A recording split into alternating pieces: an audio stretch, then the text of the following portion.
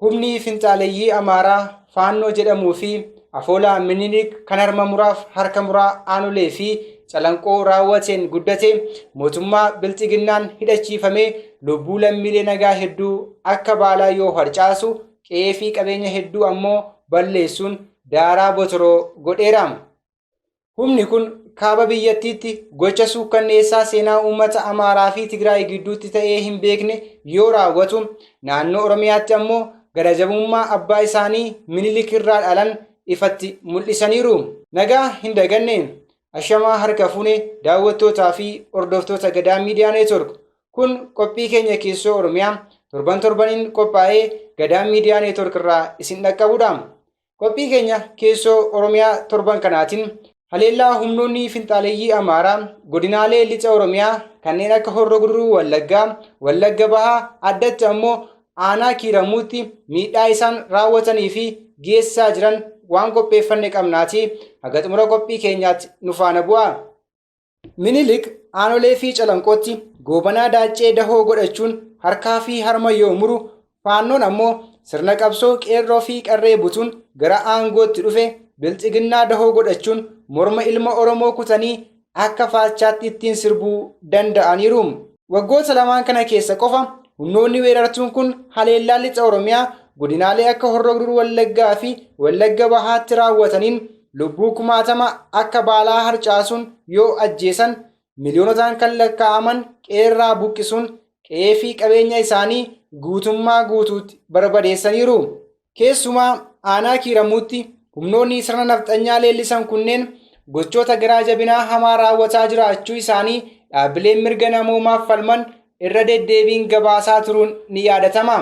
Isaan keessaa namoonni mana waliin gubamuu, dubartoota gudeeduu, harkaa fi qaama saalaa namarraa muruu dabalatee gochoonni suukkanneessoon garaa garaa garee milishaa maqaa Faannoo jedhuun socho'u kanaan uummata irratti raawwatamuu jiraattonni aanichaa yeroo hedduu Gadaa Miidiyaa Neetworkitti himaniiru. Humnoonni Faannoo fi milishaa Amaaraa kunneen waajjiraalee mootummaa gubuu, manneenii fi qabeenya jiraattotaa barbadeessuu fi saamuun lubbuu hawaasa nagaas galaafachaa turan ammas itti jiru. Kaayyoo fi akeekni garee finxaaleeyyii kanaa lafa babal'ifannaa aadaa fi duudhaa sirna nafxanyaa durii sana as deebisuun ilma Oromoo garbummaa jalatti kuffisuun qabeenyaa fi lafa isaa saamuutti akka xiyyeeffatee jiru dhugaa lafa jiru irraa hubachuun ni danda'ama. Yeroo ammaa kanas lafaa fi qabeenya qotee bultoota keenyaa naannoo daangaa jiran humnoota kanaan saamuunii fi ajjeechaa raawwachuun kan danda'an fudhatanii deemuu, kan dadhaban ammoo gubuun ilmaan Oromoo rakkoo fi roorroo hamtuu keessa jiraataa jiru. Akka fakkeenyaatti kaasuuf baatii darbe keessa qofa gidiraa ulfaataan dubbachuuf nama rakkisu humnoota finxaaleeyyii Faannoo fi milishaa Amaaraa kanaan uummata aanaa Kiiramuu irratti raawwateera. Isaan keessaa haleellaa gaafa waxabajjii 16 bara 2023 aanaa kanatti raawwateen namoonni 8 yoo du'an 13 madaa'uun 15 achi buuteen dhabameera. Lolli kun ganama jalqabuun hanga guyyaa keessaa sa'a 9tti tures jedhame. Margaa Tarrafaan jedhama. Kan Likoowaatti aanaan koo jedhamu. Kan jedhamu. Bara gaafa bultii 8 biyya 10 barii keessaa sa'aatii 12 waraana Amaaraa Finxaalaayii kan jedhaman. Nuti qotee bulaadhaa qonnaa malee beeknu meeshaa waraanaa baatanii jireen isnaapperii filaashii hidhatanii wayaa makalaakaa uffatu waan goonees hin qabnu. Aanaan Kiiramu ganda 19 qaba. Ganda waasti gandi tokkittiin daangaa isaa eeggate misoomarratu jiru. Waraanni kun nutti bobba'ee kan goonees hin qabnu. Bakkarraa nu kaasee nafsee nama torban ajjeese. Nama 8 madoo alamma mana yaalaa aanaa giddaatti baradabaa jira. Namoonni du'an kun gargaarsa hin arganne. Uummanni ganda waasti irra jiru akka gaafas baqatee buqqa'een goomotaaf laga keessa ciisee rakkataa jira. Bokkaaf hongeetii rakkisaa jira. Isaan qabamee rakkataa jira. Gargaarsa argates hin jiru. Qabeenyi manatti hin namne, dalaatti hin namne. Sanyii facaafanna jennee xaa'oo baafanna uriyaa harree buutee bitee fe'attee dhaabbatanii bireeniidhaan nafsee namaa barbadeessanii walakkaa ajjeesanii walakkaa aanii lafa buusanii qabeenya cabsanii sanyiittis hin namne, xaa'oottis hin namne, uriyaattis hin namne, dallaammoo qotiyyoo horii 670 walitti horii gaafa harree buulaa reetti tokko nama kana kan goone hin qabu. Haanaan kiiramu ganda 19 qaba ture duraanii gandi 19 kun buqqa'ee baqateennan gandi waanti gandi tokkittiin waggaa 3 daangaa isaa lixaanuu baanuu eeggatee utuu misoomarra jiru waraanni kun itti bobba'ee bakkarraa buqqa'a. Waan goones hin qabnu misoomarra jirra mootummaan gabbarennaan gabbaraa jedha waan goones hin qabnu. Baranuma haanaa kiiramu dhannee xaa'oo sanyii huriyaa baafannee gibira kunnee fe'annee galle. Waan goones hin qabnu maaf ta'anii lafa isaanii qotatanii nyaatan. Maaf misooma hojjetan jedhanii buqqaasan. Garatti baqannuudhaan isaan nu dhufaasanii Gondoritti Wajjamitti galu. Nuti Oromoodha. Garatti kaanu hin qabnu, garatti buqqaanu hin qabnu. Bakka itti dhalannedha. Garatti kaanu dhabnee lafa keenya irratti duunee dhangala'u. Hunda irraa dhabne bakka. Irrakkan. Kana mootummaan akkamitti ilaalaa jira? Aanaanittis iyyannee irraa nu deeggaraan jiru mootummaan akkamitti ilaalaa jira? Mootummaan Oromiyaa keessa akkamitti yaalee ilaalaa jira? Namoonni du'an Bayanaa Bakaree, Asaayyee Bayanee, Toleeraa Hirphaa, Amanuu Hirkoo, Haayiluu Tichaa, Biqilaa Baqaalee kun wareegamaniiru. Balbala isaaniitti qe'ee isaanii. Namoonni haleellaa kanaan ajjeefaman umuriin isaanii waggaa 20 hanga 50 gidduu akka ta'es odeeffannoon boodarra bahe ifoomseera. Namoonni haala suukkanneessaan humnoota faannoo kanaan ajjeefaman kunneenis Bayyanaa Bakaree, Oljirraa Toleeraa, Amanuu Hirkoo, Haayiluu Itichaa, Asaayyee Bayyanaa, Toleeraa Hirphaa, Tamasguu Yaayyaa fi Biqilaa Baqqaluu kanneen jedhamanidha. Humni kun gandoota aanatti kanneen akka Wastii, Jirmaa Dongoroo fi Ajanaa jedhaman keessaa loon gaanfaa 3,000 ol qonnaan bultoota jalaa ooffatanii deemuun isaanis barameera. Hoogganaan waajjira koominikeeshinii aanaa kiiramuu Jireenyaa Hirphaa dhimma kana ilaalchisee yaada barruu dhuunfaa biyya keessaaf laatee tureen gareen hidhattoota Aalilee Faannoo jedhamu kun gandoota aanaa kiiramuu 4 keessatti buufata waraanaa dhaabbatanii qabu jedhee ture. Gandoonni kunneenis ganda Bagil, ganda Caffee Guddinaa, ganda Margaa Jireenyaa fi magaalaa Harooti. Gandoota aanattii 6 keessaa ammoo akka barbaadanitti socho'u. Walumaa galatti akka yaada Jireenyaa Hirphaatti gandoonni 10 to'annoo faannoo jala jiru jechuudha.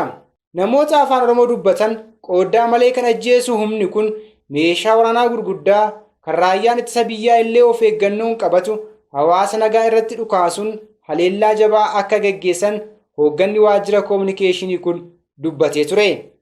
Gaafa waxabajjii 26 bara 2023 halkan naannoo sa'aatii 5 finxaaleeyyiin faannoo Amaaraa kunneen aanaa kiiramuu ganda tokkummaa qoqoffee Araddaa Darrabbaa keessaa saawwan namoota 4 jechuunis kan Bayyanaa Hirphaa, Ayyaanaa Hirphaa, Dassaalee Gammadaa fi kan Baqqanaa Ayyaanaa ooffatanii deemaniiru.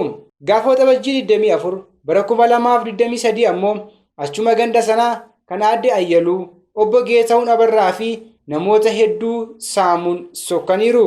Gaafa adoolessa 7 bara 2023 humnoonni finxaaleeyyii kunneen aanaa Giddaa Ayyaanaa ganda Konnojjii keessatti namoota 2 ajjeesuun horii fi bushaayee hedduu ooffatanii gara aanaa kiiramuu magaalaa Harootti deebi'uun isaanis barameera. Namoonni ajjeefaman kunneen Alamuu Gammadaa fi Olqabaa Bakaree kanneen jedhamanidha.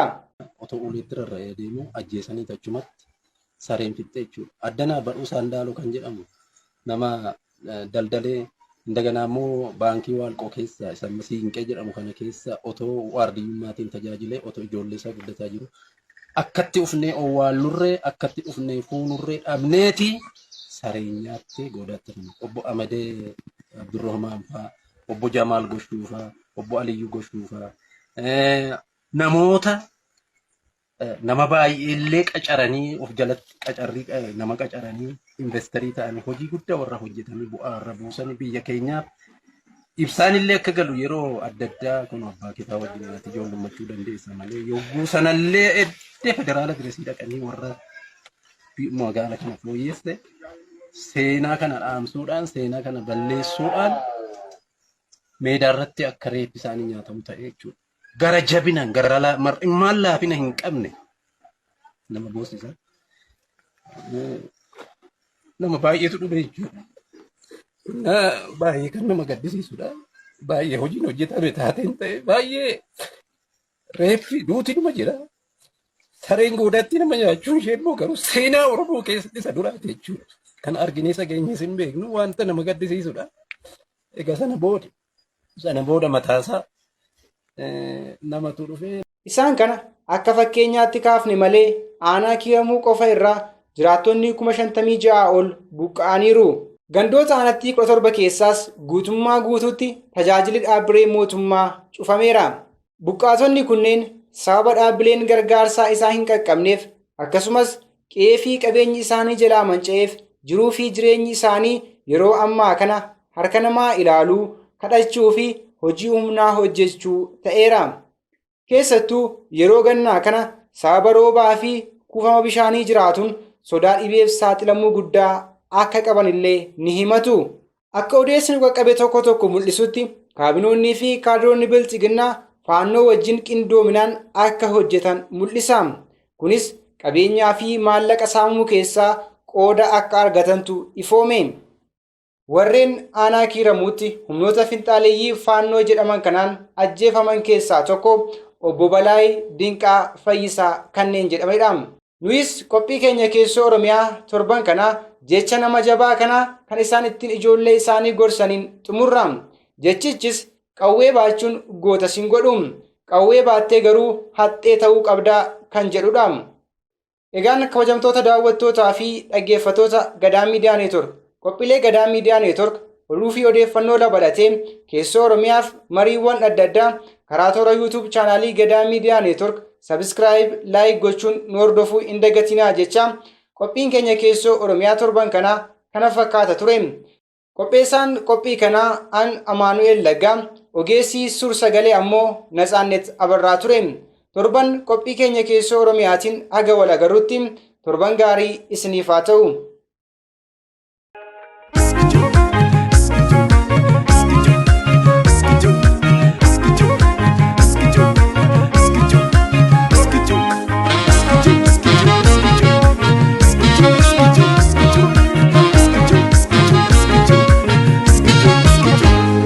Abba Barata, Atumtiya Abba Barata, Atumtiya Abba Barata.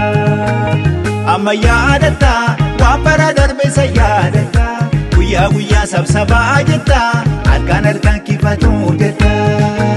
Barri waa tole, abni keenya dhokatee nafu, wanti galee deebigee dhufu. Wajji bubbulaa, walii galleetu walaa gala, inni kaleessa seenaa tola. Saburutu hunda jala.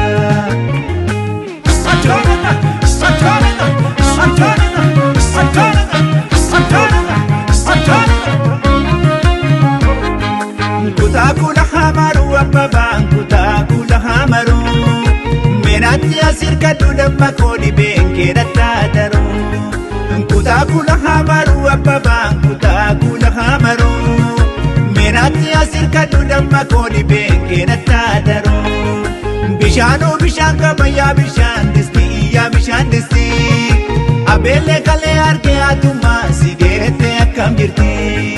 Dabale agartani dabale gababa bitachako. Garanja la terra puatina rabiya chinachako.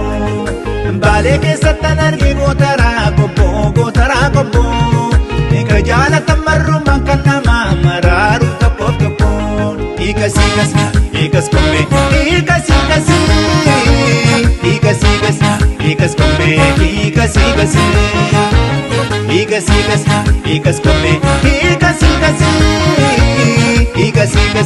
ikas kombe, ikas.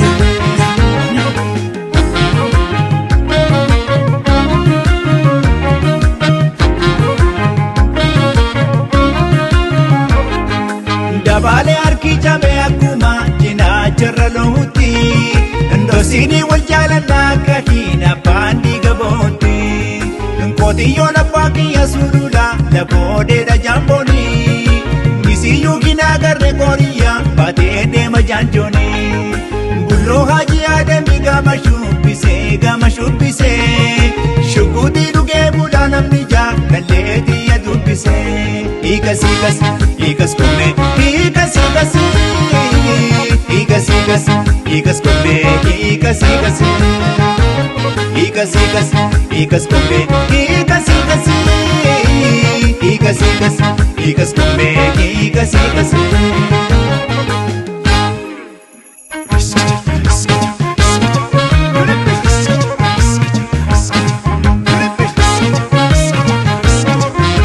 Inilaalina kan nama biraan taatu ilaalina kan nama biraan taatu hin eegina foon abbaa koo kan nama biraan taatu hin shakkina kan nama biraan taatu ilaalina.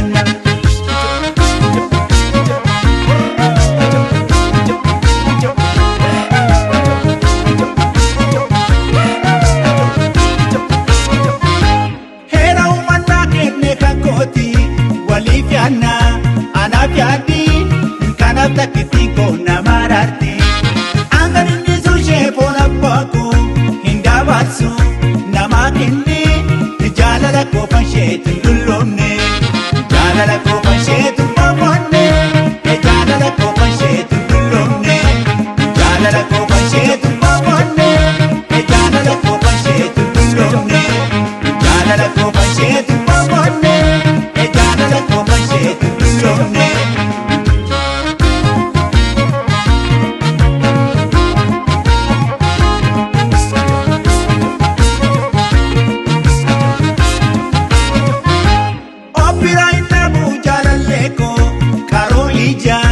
Agartuuko kenna rabbi guddaa yaaluuko angan inni suushee foon abbaa koo hin dabarsu namaa kenni jaalala koofan sheetu.